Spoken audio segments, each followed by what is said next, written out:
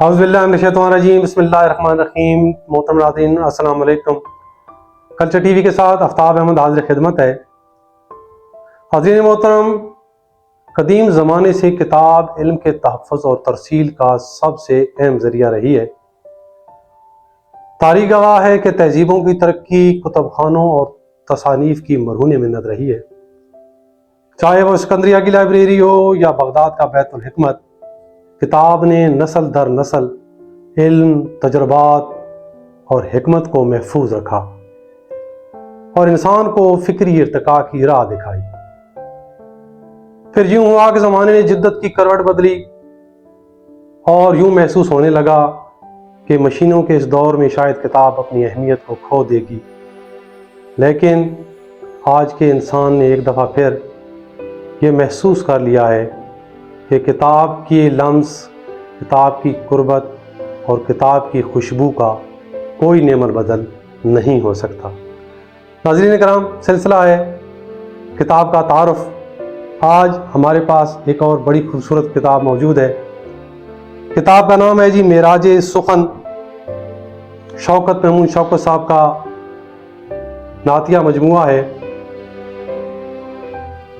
Title بڑا خوبصورت ہے، پرنٹنگ بہت خوبصورت ہے، اور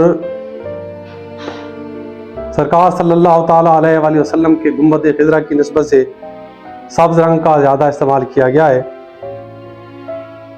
شوکت محمود شوکت صاحب جو بنیادی طور پر تعلق رکھتے ہیں چھب سے، ان کا نام ہے شوکت محمود شوکت۔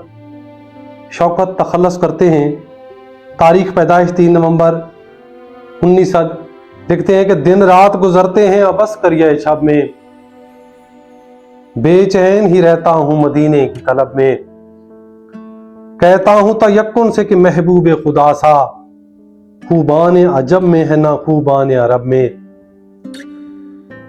کہتا ہوں تیقن سے کہ محبوب خدا سا، خوبان عجب میں ہے نہ خوبان عرب میں، دیکھے تو کوئی اس میں محمد کا کرشمہ، ایک جان سی آئی ہے کسی جان بلب میں، صدیوں کا تکلف نہیں دربار نبی میں، تقدیر بدلتی ہے یہاں روز میں شب میں، ہر لفظ کو شرمندہ تعبیر کیا ہے، دریائے معانی میں نہاں امی لقب نے، دنیا جنہیں کہتی ہے ثنا خوان محمد، رہتے ہیں وہ عشاق صدا حد ادب میں، حسان قبیلے سے ہے نسبت میری شوکت، برتر ہے کوئی مجھ سے کہاں نام و نسب میں۔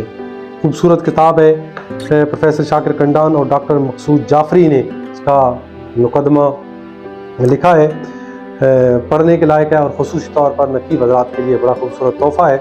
انشاءاللہ بہت جلد ملیں گے ایک نئی کتاب کے ساتھ، تب تک کے لیے اللہ حافظ و نگہبان۔